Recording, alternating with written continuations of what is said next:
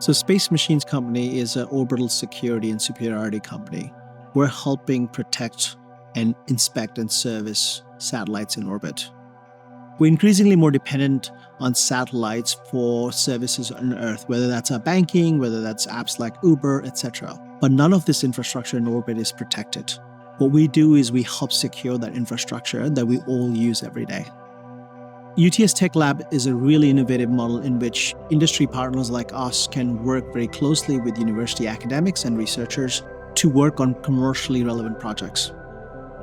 Given that satellite requires mechanical work, electronics, looking at computing and AI, so we work across multiple departments and multiple research areas at UTS Tech Lab.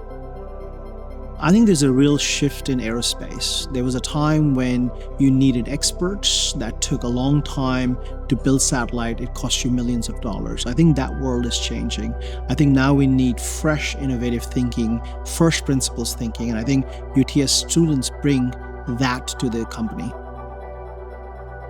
It's always great to see the energy and enthusiasm that interns bring when they come and work here at Tech Lab.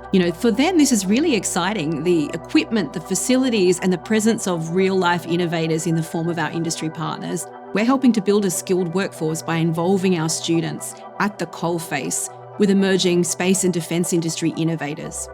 This cooperation and collaboration means we are developing the skills that industry needs and building the future workforce for these critical industries on a national scale. I think it's been fantastic to collaborate with UTS through UTS students working at Space Machines in different departments. A key example of that is one of the students that now is a full-time employee at Space Machines helped build the software that was going to be running the first satellite we launched. UTS Tech Lab has a very extensive set of testing, measurement, instrumentation, and tooling infrastructure. And we've been able to use that, whether that's machining, whether that's testing electronic systems, load testing, RF, radio frequency testing. We've been able to leverage all of that with UTS's help.